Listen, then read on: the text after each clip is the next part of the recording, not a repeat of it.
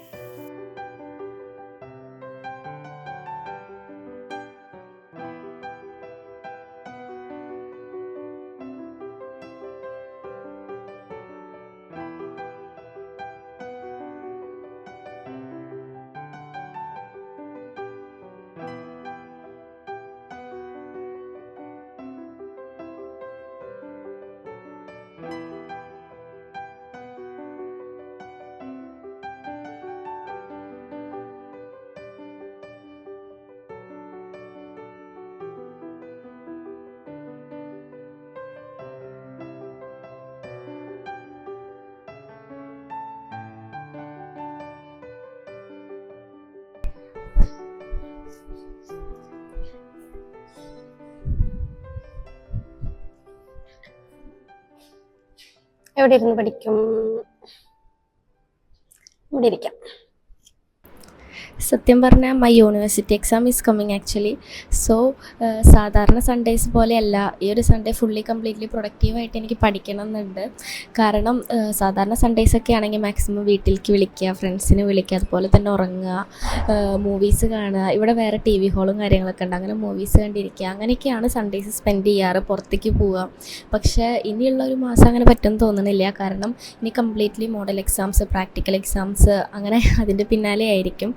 It's really stressful. സത്യം പറഞ്ഞാൽ ഈ ഒരു ഫേസ് എന്ന് പറയുന്നത് MBBSൻ്റെ അത്യാവശ്യം സ്ട്രെസ്ഫുൾ ആയിട്ടുള്ളൊരു ഫേസാണ്.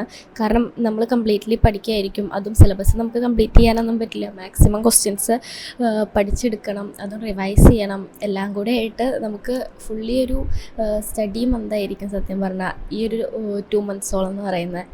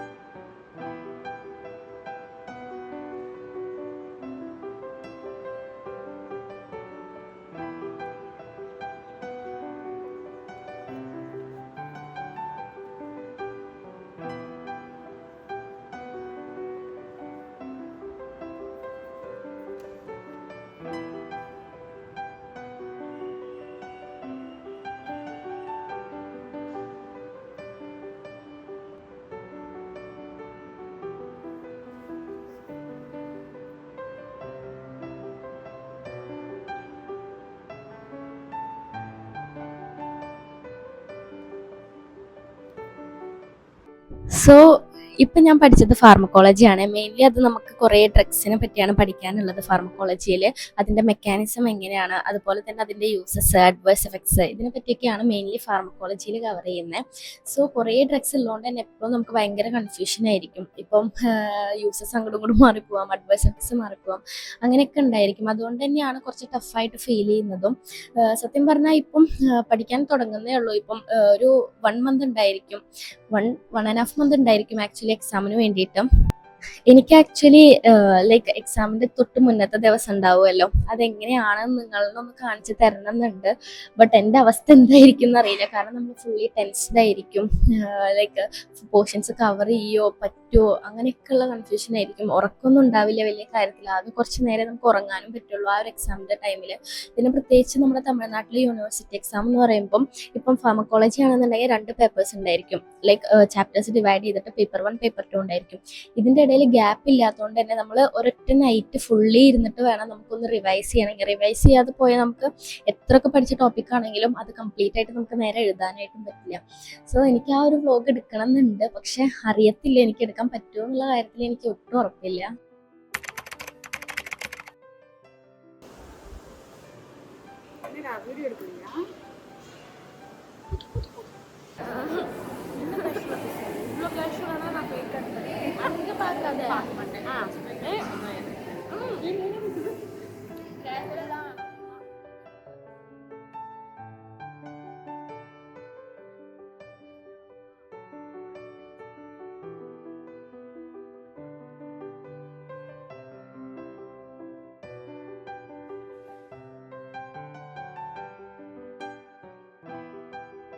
Video. Please subscribe to Niswana's channel.